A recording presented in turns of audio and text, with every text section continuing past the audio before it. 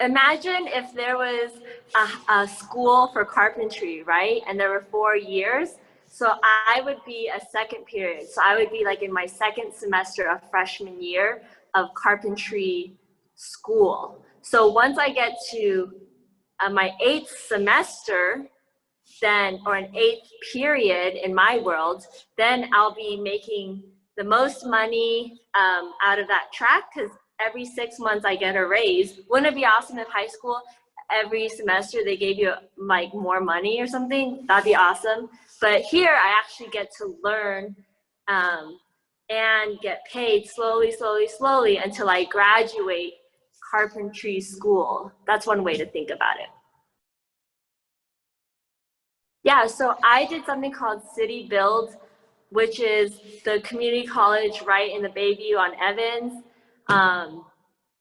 So I went there for 4 months. So I'm almost 30 years old, and I did a kind of a different route. Is I actually, out of high school, I went to UC Berkeley and got a degree, and I worked in nonprofits with high schoolers.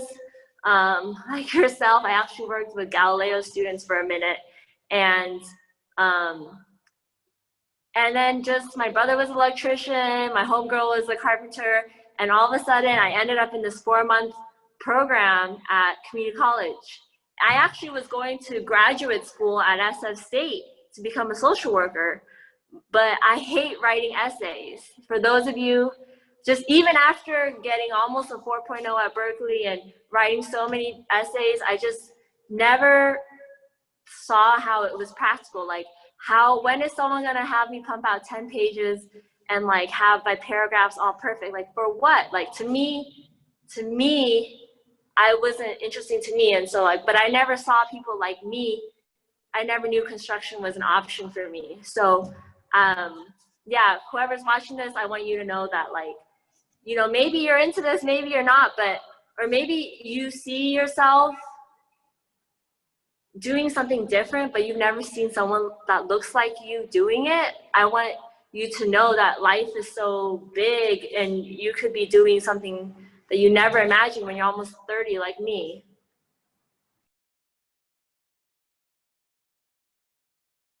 So definitely is people skills and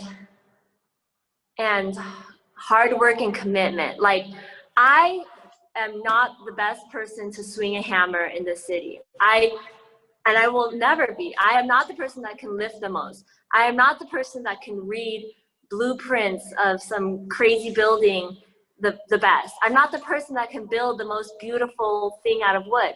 But what I do have is sheer commitment. Like, I will show up. I will be a pain in your butt until I get the answer.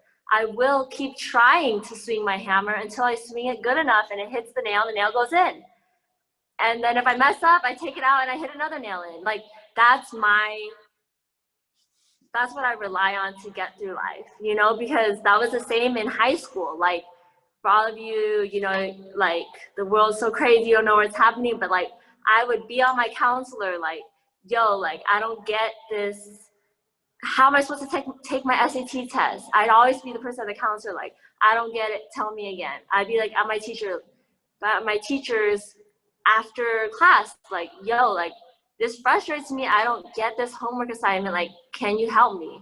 So I would be that person. And I feel like that type of way I work through life has got me where I am, because like, I'm the child of immigrants. Like, who the heck knows how to navigate American society? This is weird. But here I am, like, I'm getting paid to do something really interesting, and it works for me. And I hope that I know you'll find what can work for you in your life.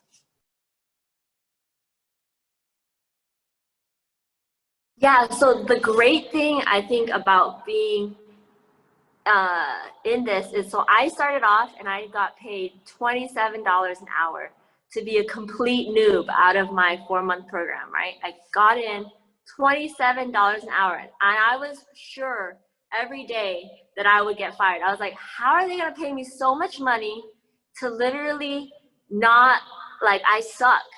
literally, so a journeyman, like Mr. Wood had said, is like a professional. You could think of someone like a professional level carpenter, right? I do something like a professional does something 5 to 10 times faster than I do it. But they know that. They were once me. Like, so they see me like I'm 115 pounds. But when someone tells me to do something, I try. Like, I try my best, and then sometimes they look at me and then they just laugh. Like, we both laugh of like, this is ridiculous, but I'm trying. And so they see that. So slowly they'll come over and they'll see me like struggle with something for 10 minutes, and then they'll tell me a tip, and I'll take that tip. Like, that's golden wisdom. Like, this person has been swinging a hammer 15 years longer than me. Like, here's an example. Here's my hammer, right? This thing is almost $130. And I used to have, so I'm small, right? So I used to have a bigger hammer, and which I let someone borrow. That hammer is almost 200 bucks, and he did not return it. Sorry, that's shady.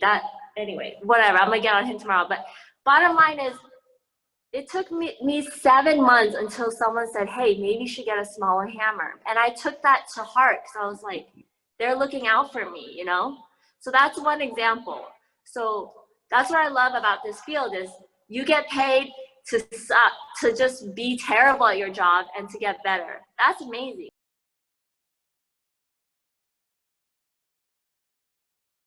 So someone was like, yo, Lam, like, move this, right? And this is foam, but it's big, and I had to move it from the outside, and it was so windy, and they were all stuck together. Like, imagine if it was saran wrapped. And I was like, I have no idea how am I get all that through this door. Like, how am I gonna get through that door, right? And I was like, whatever. So you just try to open the door. I started flipping it with my whole body, just like flipping this huge piece of foam, and it happened. It works. And then I struggled so much, and then I was just praying. I was like, I hope that guy that helps me, he walks out of this door in like 30 seconds. And he does. He came and he helped me. Done. Boom. Next thing. You know, or like, here is all the tools we have. Like, when I started 3 months ago, like, I knew what like 30% of these things were, but now I know what 70% of these things are. Hey, not so bad, right? The scariest one, yeah, is so do they use the skill saw in your wood shop? Oh yeah, we use most of a framer's kit. Well, okay, yeah. So you all know the skill saw. It's basic, but it's, you know, it can be really scary. Even if I'm cruising and I feel good about it, and then there's like, ooh, it's a good reminder to me of like, hey, always remember what my carpentry teacher said: safety first. Like, don't stick your hand near it, like, because it will mess you up. And then, so the skill saw, I think, is the scariest, but I also thought it was cool. We got a humongous skill saw today. It's like Christmas. It's called the Sasquatch. No, the Bigfoot. Bigfoot. The Bigfoot, and that's so fun. So even in our world, we still feel like it's Christmas sometimes. Oh, it was like Christmas when we got this big red box. It was like Christmas. Like, hey, I don't even care to use the tools in here, but I just like looking at it. Yeah. So at my previous job, they wanted me to have bags on like 95% of the time. And so when I was carrying more stuff, more nails, more everything, it was about 20 pounds, 15 pounds. And like I said, I'm 115 pounds. So it's like, if you do the math, like, I don't know. I just kind of felt like, dang, the ratio, next to a 200-pound guy, I'm like, dang, this is kind of heavy. But what I love about construction is that I'm surrounded by people who do not complain. Because if you complain, eventually you just can't hang. So there's just people that work with integrity, with commitment, with values. Those are the people that stay in the field. because, you know, they've made it. And so I love, like one day it was raining, like one of those, it was like level 10 atop downtown. It was raining, like everything was wet, you know, and no one was complaining. So, I mean, there were some people singing beautiful, like, ranchera music, but otherwise it was like, I am proud to be amongst these people who I feel like really work hard for every dollar that they earn. And that to me is something worth fighting for. That's something worth protecting, the working class in America. That is a legacy of a lot of people that have worked hard to protect and care for the working class vision of America.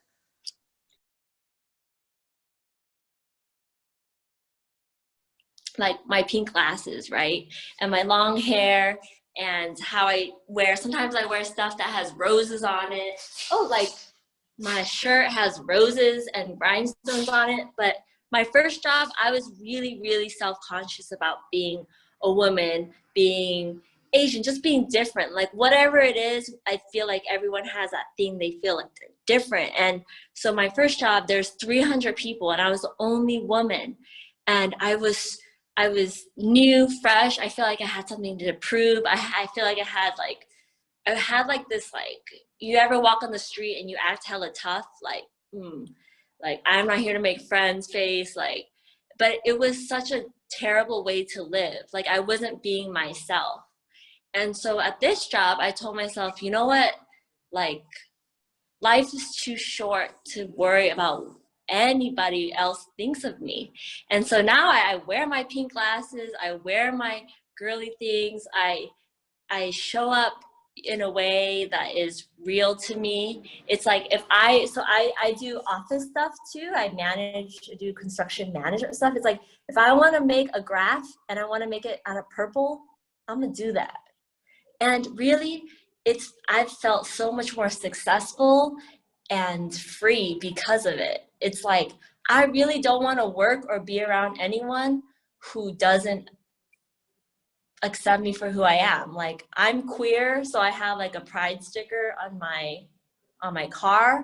And at the beginning, I didn't want to do that because I was like, oh man, like everyone's gonna see it when I go to the parking lot and they're gonna ask me questions like, am I with a woman or what? And I was like, you know what, I don't care. And you know what, no one has asked me questions about that. No one has said a damn thing about my pink glasses.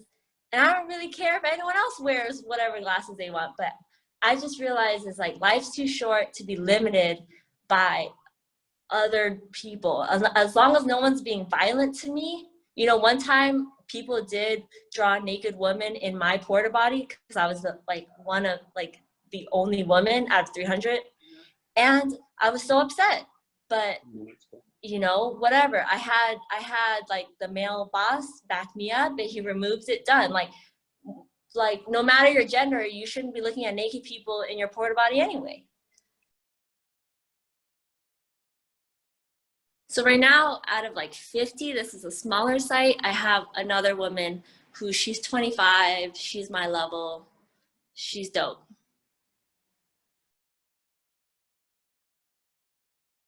Swinerton, so like the Rona hit, as we all know, and so I was out for 4 months, just laying low with my family. I was worried about going out there, catching cooties, bringing back to my auntie. So I laid low, but I was hustling for a job on LinkedIn and stuff, you know, just doing that thing, networking, But really, this man that I hardly knew who had seen me working on the field wrote me a letter. I just had reached out to him out of like 30 people, like, hey, you got a lead? And he wrote me like 3 paragraphs. Like he had only really talked to me for 15 minutes out of 6 months. And he didn't even work for that company that I worked for, but he just saw, he was like I said, people see if you have hustle. People see me out here trying, you know? Like one day I was walking to work, just like boom, boom, boom, like dang, I'm like, I might be low key late, boom, boom, boom. And one guy was like, you're awesome. And I was like, for sure, next, boom, boom, boom. But it's like, I need to hold my head up high and just like do my best and do me and like just believe in the universe to provide. And so I feel really lucky to be here. So this place that we're building, it's crazy. I used to work at this place as a youth educator, and now the universe, I swear, like I didn't even look for it. They're like, hey, we're gonna hire you. You know this place in the Golden Gate National Parks, like by the bridge? It's called the Chrissy Field Center. You're gonna work there. And I was like, oh, what? And so here I am, like, you know, this area is gonna have a bunch of computers. This is gonna be a youth gathering room. There's gonna be like youth kitchens and everything for like young people like your age to come and kick it and change the world. And like that's what I believe in. I feel like what makes me satisfied is at the end of the day, I know like I'm building something that's like a gift to the world. Honestly, when I was building like super bougie high rises, I was like, you know, I was like, whatever, you know, at least I get paid. What, you know, hey, I'm getting paid, I'm learning. But like this stuff does make me feel like, dang, like I believe in this. And also at the end of the day, I have a lot of privilege from like being educated, being light-skinned, being a native English speaker. So I have a lot of privilege so that when someone else, maybe who's an immigrant, who's a brown man, like can't speak up or doesn't feel like, a lot of people don't feel safe to speak up. Like one time there was 40 people working in the hot sun without water for an hour and a half without water. But that's because every single guy was like, you know, the culture there was like, if you're the one who asks, you know, how are you gonna look? But me, so I asked, I was new, I was like, yo, like, what's up? Is this normal? Like, we don't got water? Like, and then he was like, yo, maybe you, cause you're a woman, like, they'll listen to you more. And so I was like, the next day I was like, I need water, like literally, like we need water. So I asked and boom, we got 10 cases of water. And so I think of that of like, okay, like how long-term in my career can I make sure that I'm looking out for everybody, you know? Yeah, you know what? Okay, so it's what I love about construction is a lot of it is like a lot of solitude. Like I'm like picking up trash, hammering things for 3 hours, and I'm alone with my thoughts. Even though it's loud, I'm alone with myself. And I'll be like, dang. On days when I'm grumpy, I start obsessing about how I can take over the world and like, you know, be the CEO of like construction companies. And then on days where I feel good, I'm just like happy and grateful to like have what I have. But there are some things that would be dope. Like one, it would be dope to just have like, as an experiment, like an all women's building crew, just like 5 of us or something. Just like, I just think it'd be cool because, you know, I just think about this physical environment. A lot of it is built by men. And I just think, whoa, what would it be like? 2, I just bought a tiny house and I think they're really awesome. So I was like, maybe I'll build some tiny houses and slang those. Or maybe I did at the beginning, I wanted to be the big boss, but now I see them, I'm like, dang, they work like 16-hour days. Like I want to chill on my couch. Like I want to make money so I can buy a nice couch. Then I can go home and chill on my couch and then maybe get pregnant if I want, because that's something that women can have to consider, right? Like, bruh, like, am I really gonna be pregnant and wearing an extra 20 pounds of gear and pregnant? Like, no, like, so maybe I'll do the computer stuff. But like, all I know is I just feel really grateful for what I have now. And I know that if I just do the same things that I've been doing, show up, have a good attitude, just like, pretty much that's it. Like, work hard, then like it's been going decent so far. But it's 6:30, but it's dope because we get off by 3. So yeah. Oh, there is no like, it is so awkward when you're late. Like it is so awkward. It's so awkward that you just don't even want to do it. is so awkward. If you're on time, you're late. But and they say that, people say that, but it makes it real when there's literally 50 people that have been there for 10 minutes and you're the one, the newbie that walks up late. Like, dang. Right. Not a good look. Here's what's dope. So when I was at community college a year ago, I was there with 18-year-olds fresh out of SFUSD, and they were gonna make, like, they were literally gonna be millionaires by the time they're 30 because they're 18, going straight from high school into that program I was in. Boom. So there's one guy, he's like an immigrant from El Salvador. Boom, he was in it. He started off making 20, maybe like 20 bucks an hour. It was like, he's doing towels, 20 bucks an hour. Like, dang, lots of hard work. Boom.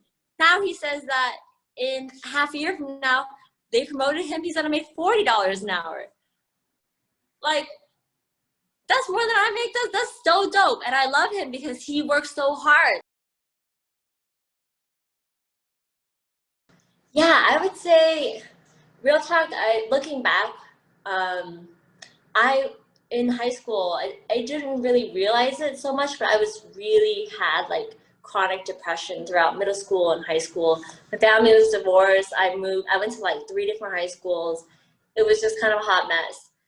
However, and I just felt like, I was just kind of doing things because everyone else was doing it. Like, I guess I'm gonna do my homework because, I kind of liked sports, but I just like, and I never really, when people ask me like, what do I imagine the future?